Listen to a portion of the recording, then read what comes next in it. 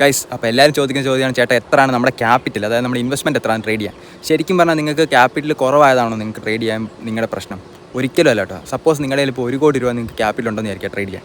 അപ്പോൾ നമ്മുടെ trade in case നമുക്ക് എഗെയിൻസ്റ്റ് ആയിട്ട് 100 പോയിൻറ്റ് പോകുകയാണെങ്കിൽ ഏകദേശം 1 ലക്ഷം രൂപ 2 ലക്ഷം രൂപ വരെ ആ സ്പോട്ടിൽ നിങ്ങൾക്ക് അക്കൗണ്ടിൽ നിന്ന് പോകും. അത് ഏകദേശം ഒരാഴ്ച കൊണ്ട്. അപ്പോൾ നിങ്ങൾ എന്ത് ചെയ്യും? ഈ 2 ലക്ഷം ഇന്ന് പോയത് ഇന്ന് തന്നെ ഒരു 5-6 ലക്ഷം പിടിക്കാമെന്ന് പറഞ്ഞിട്ട് അന്ന് തന്നെ വീണ്ടും നമ്മൾ റിവഞ്ച് ട്രേഡ് ചെയ്യും.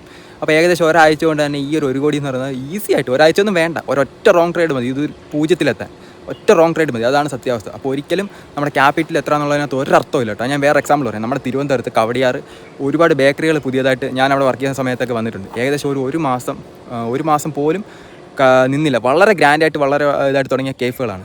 ചിലപ്പോൾ എൻ്റെ ഓണർമാർ പോലും ഈ വീഡിയോ കാണുന്നുണ്ടായിരിക്കും. പക്ഷേ 1-2 മാസത്തിനുള്ളിൽ അത് അവിടെ നിന്നിട്ടില്ല. അത് ഉടനെ തന്നെ പോകും, ഉടനെ തന്നെ അടുത്തൊരാളെടുക്കും, വീണ്ടും അതേ അവസ്ഥ തന്നെ അവർക്ക് വീണ്ടും വരും. പക്ഷേ അതേ സമയത്ത് തന്നെ അവിടെ ഈ ചായ വിൽക്കുന്ന ആൾക്കാരുണ്ട്. ഞാൻ ഒരിക്കലും ചായ വിൽക്കണം എന്നല്ല പറഞ്ഞത്.